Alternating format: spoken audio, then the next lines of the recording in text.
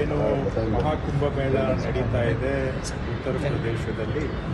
ಕರ್ನಾಟಕದಿಂದ ಕುಂಭಮೇಳದಲ್ಲಿ ಭಾಗವಹಿಸಲಿಕ್ಕೆ ಹೋಗಿದ್ದಂಥವರು ಸಹ ಕೆಲವರು ಇಂದು ಬೆಳಿಗ್ಗೆ ನಡೆದಂತಹ ಕಾಲು ತುಳಿತ ದುರಂತದಲ್ಲಿ ಮೃತರಾಗಿದ್ದಾರೆ ಅನ್ನುವಂಥ ಮಾಹಿತಿ ನಮಗೂ ಬಂದಿದೆ.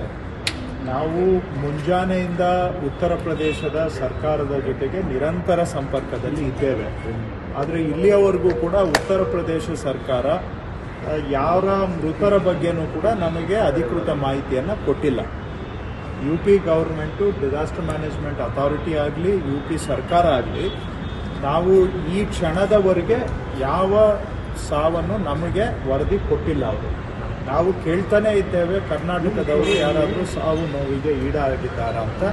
ಉತ್ತರ ಪ್ರದೇಶದಿಂದ ಸರ್ಕಾರದಿಂದ ನಮಗೆ ಇಲ್ಲಿವರೆಗೂ ಯಾವುದೂ ಮಾಹಿತಿ ಬಂದಿಲ್ಲ. ಏತನ್ಮಧ್ಯ ಖಾಸಗಿ ನಮಗೆ ವಲಯಗಳಿಂದ ಕರ್ನಾಟಕದವರು ಕೂಡ ಈ ತೊಂದರೆಯಲ್ಲಿ ಸಿಕ್ಕಾಕೊಂಡಿದ್ದಾರೆ ಅಂತ ಮಾಹಿತಿ ಬಂದ ಮೇಲೆ ನಾವು ಬೆಳಗಾವಿಯಲ್ಲಿ ನಮ್ಮ DC ಗೆ ಮಾತನಾಡಿ, DC ಅವ್ರಿಗೂ ಕೂಡ ಅಫಿಷಿಯಲ್ ಆಗಿ ಇಲ್ಲಿಂದನೂ ಮಾಹಿತಿ ಇರಲಿಲ್ಲ. ಆದರೂ ಕೂಡ ನಾವು DC ಅವರಿಗೆ ಹೇಳಿ ಖಾಸಗಿಯಿಂದ ಬಂದಿದ್ದ ಮಾಹಿತಿಯನ್ನು ವೆರಿಫೈ ಮಾಡಿ ಅಂತ ಹೇಳಿದಾಗ DC ಅವರು ಬೆಳಗಾವಿಯಲ್ಲಿ ಅವರ ಕುಟುಂಬಗಳನ್ನು ಸಂಪರ್ಕ ಮಾಡಿದಾಗ 4 ಜನ ಮೃತರಾಗಿರುವ ಸಾಧ್ಯತೆ ಇದೆ ಅನ್ನುವಂಥ ವಿಷಯವನ್ನು ಹೇಳಿದ್ದಾರೆ ಬೆಳಗಾವಿಯಲ್ಲಿ. ಅದು ಒಬ್ಬರು ಮೇಘ ಅನ್ನೋರು, ಜ್ಯೋತಿ ಅನ್ನೋರು, ಅರುಣ ಮತ್ತು ಮಹಾದೇವಿ, ಇವರು 4 ಜನ ಮೃತರಾಗಿರುವಂತಹ ಸಾಧ್ಯತೆ ಇದೆ ಅಂತ ಖಾಸಗಿ ಮಾಹಿತಿ ಆಧಾರದ ಮೇಲೆ ಜಿಲ್ಲಾಧಿಕಾರಿಗಳು ನನಗೆ ಮಾಹಿತಿಯನ್ನು ಕಳಿಸಿದ್ದಾರೆ. UP ಸರ್ಕಾರದ ವತಿಯಿಂದ ಅಧಿಕೃತವಾಗಿ ಇಲ್ಲಿವರೆಗೂ ಕೂಡ ಈ ಕ್ಷಣದವರೆಗೂ ನಮಗೆ ಅವರು ಮಾಹಿತಿಯನ್ನು ಕೊಡ್ತಾ ಇಲ್ಲ. ಏತನ್ಮಧ್ಯ ನಾವು ತಕ್ಷಣ ಬೆಳಗಾವಿಯಿಂದ ಒಬ್ಬರು ಪೊಲೀಸ್ ಅಧಿಕಾರಿ, ಒಬ್ಬರು ಅಡಿಷನಲ್ DC ರ್ಯಾಂಕ್ ಆಫೀಸರು ಮತ್ತು ಬ್ಯಾಂಗ್ಳೂರಿಂದ ಒಬ್ಬರು IAS ಅಧಿಕಾರಿ, 3 ಜನಗಳ ತಂಡವನ್ನು ತಕ್ಷಣ ನಾವೀಗ ಪ್ರಯಾಗ್ರಾಜ್ಗೆ ಇಲ್ಲಿಂದ ರವಾನೆ ಮಾಡ್ತಾ ಇದ್ದೇವೆ. ಅಲ್ಲಿ ಹೋಗಿ ಇನ್ನೂ ಯಾರಾದರೂ ಈ ರೀತಿಯಾದಂತಹ ಹೆಚ್ಚು ಕಡಿಮೆ ಪ್ರಕರಣ ಅಲ್ಲೇ ಮುಕ್ಕಾಂ ಹೂಡಿ ನಮ್ಮ ಕಡೆಯಿಂದ ಏನೆಲ್ಲ ಮಾಡಬೇಕು ಅದನ್ನು ತಕ್ಷಣ ಕ್ರಮ ಕೈಗೊಳ್ಳಬೇಕು ಅಂತೇಳಿ ಒಬ್ಬರು IAS ಅಧಿಕಾರಿ ಮತ್ತು ಬೆಳಗಾವಿಯಿಂದ ADC ಮತ್ತು ಒಬ್ಬರು ಪೊಲೀಸ್ 3 ಅಧಿಕಾರಿಗಳ ತಂಡವನ್ನು ಈಗ ಕಳಿಸ್ಕೊಡ್ಲಿಕ್ಕೆ ನಾನು ಅಧಿಕಾರಿಗಳಿಗೆ ಸೂಚನೆಯನ್ನು ಕೊಟ್ಟಿದ್ದೇನೆ.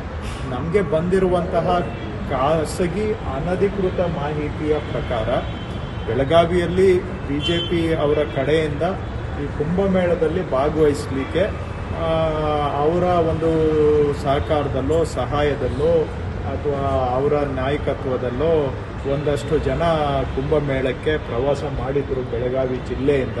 ಅದರಲ್ಲಿ ಸುಮಾರು 300 ಜನದವರೆಗೆ ಆ ರೀತಿ ಪ್ರವಾಸ ಮಾಡಿದ್ರು ಅಂತ ಇವೆಲ್ಲ ಅನ್ವೆರಿಫೈಡ್ ಮಾಹಿತಿ ನಾನು ಹೇಳ್ತಾ ಇರೋದು. ಇದೆಲ್ಲ ಪ್ರಿಲಿಮಿನರಿ ಮಾಹಿತಿ, ಸಬ್ಜೆಕ್ಟು ಅಧಿಕೃತ ಮಾಹಿತಿ ಅಲ್ಲ. ಆದರೂ ನಮಗೆ ಬಂದಿರುವಂಥ ಪ್ರಿಲಿಮಿನರಿ ಎನ್ಕ್ವೈರಿಯಲ್ಲಿ ಬಂದಿರುವಂಥ ಮಾಹಿತಿ, ಒಂದು 300 ಜನ BJP ಪಕ್ಷದವರ ಕಡೆಯಿಂದ ಅವರ ಒಂದು ಸಹಾಯದಿಂದ ಪ್ರವಾಸ ಮಾಡಿದರು. ಅದರಲ್ಲಿ 4 ಜನ ಮೃತರಾಗಿರುವಂಥ ಸಾಧ್ಯತೆ ಇದೆ ಅನ್ನುವಂಥದ್ದು ಇಲ್ಲಿವರೆಗೂ ನಮಗೆ ಸಿಕ್ಕಿರುವಂಥ ಮಾಹಿತಿ.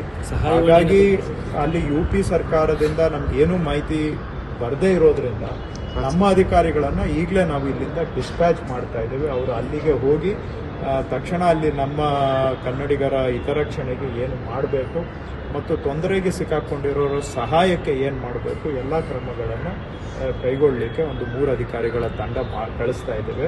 ಸಹಾಯವಾಣಿ ಇದೆ ನಮ್ಮಲ್ಲಿ, SCOC ಅಂತ ಒಂದು ಕಾಲ್ ಸೆಂಟರ್ ಇದೆ. ಅಲ್ಲಿಗೆ ಯಾವುದೂ ಕೂಡ ನಮಗೆ ದೂರುಗಳು ಬಂದಿಲ್ಲ.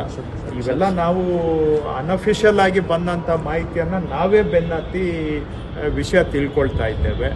ಮತ್ತು UP ಸರ್ಕಾರದಿಂದನೂ ಕೂಡ ಏನು ಮಾಹಿತಿ ಬರದೇ ಇರೋದ್ರಿಂದ ಅವರು ಅಫಿಷಿಯಲ್ ಆಗಿ ಏನೋ ನಮಗೆ ಕಮ್ಯುನಿಕೇಷನ್ ಕೊಡ್ತಾ ಇಲ್ಲ.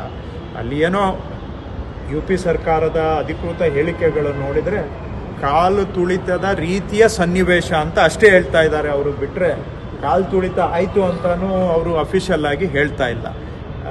ಸ್ಟ್ಯಾಂಪೀಡ್ ಲೈಕ್ ಸಿಚುವೇಶನ್ ಅನ್ನೋ ಥರ ಹೇಳ್ತಾ ಇದ್ದಾರೆ.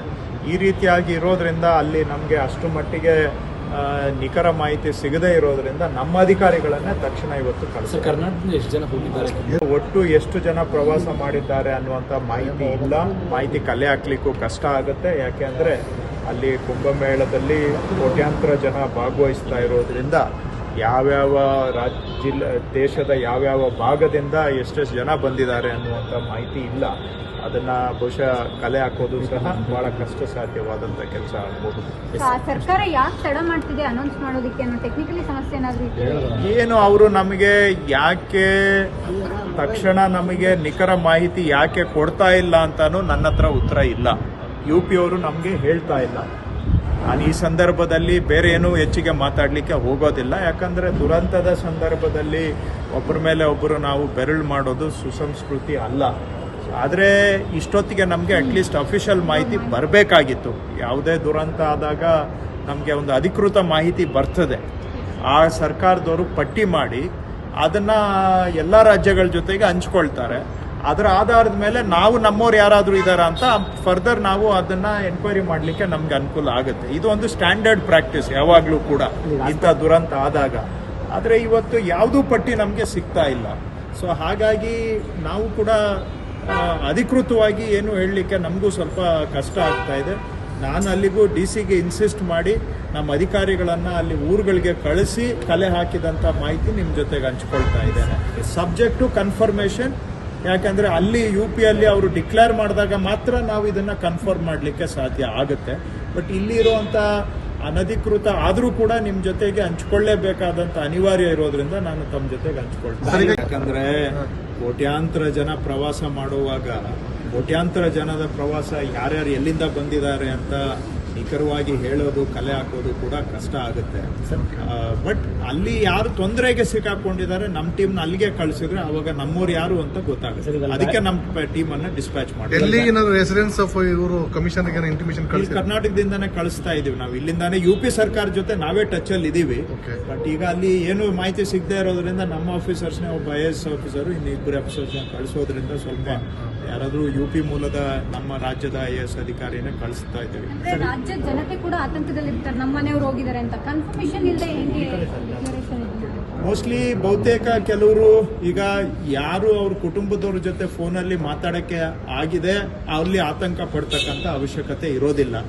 ಯಾರು ಸಂಪರ್ಕಕ್ಕೆ ಸಿಗ್ತಾ ಇಲ್ಲ ಅಂತ ಸಂದರ್ಭದಲ್ಲಿ ಮಾತ್ರ ಆತಂಕಕ್ಕೆ ಒಳಗಾಗಬೇಕಾದಂಥ ಒಂದು ಪರಿಸ್ಥಿತಿ ಬರಬಹುದು. ಹಾಗಾಗಿ ಯಾರು ಆತಂಕಕ್ಕೆ ಒಳಗಾಗೋ ಸಂಪರ್ಕದಲ್ಲಿದ್ರೆ ದಯವಿಟ್ಟು ಆತಂಕ ಪಡಬೇಡಿ ಅಂತ ನಾನು ಮನವಿ ಮಾಡ್ತೀನಿ. ಇನ್ಫಾರ್ಮೇಶನ್ ಶೇರ್ ಮಾಡಿ ಅಂತ ಹೇಳ್ತೀರಾ ಸರ್ ತಾವು?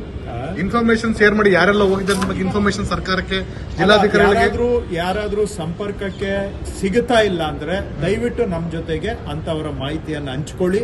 ಆ ಮಾಹಿತಿಯನ್ನ ನಾನು ನಮ್ಮ ಟೀಮ್ಗೆ ಅಲ್ಲಿಗೆ ಹೋಗ್ತಾ ಇರೋ ಟೀಮ್ಗೆ ಕೊಟ್ಬಿಟ್ಟು ನಾನು ಫೈಲ್ಡ್ ಅಲ್ಲಿ ವೆರಿಫಿಕೇಶನ್ ಮಾಡಿಸ್ತೀನಿ. ಸರ್ ಗಾಡಿಗಳೇನಾದ್ರು ಅಲ್ಲಿ ಇದ್ರೆ ಶಿಫ್ಟ್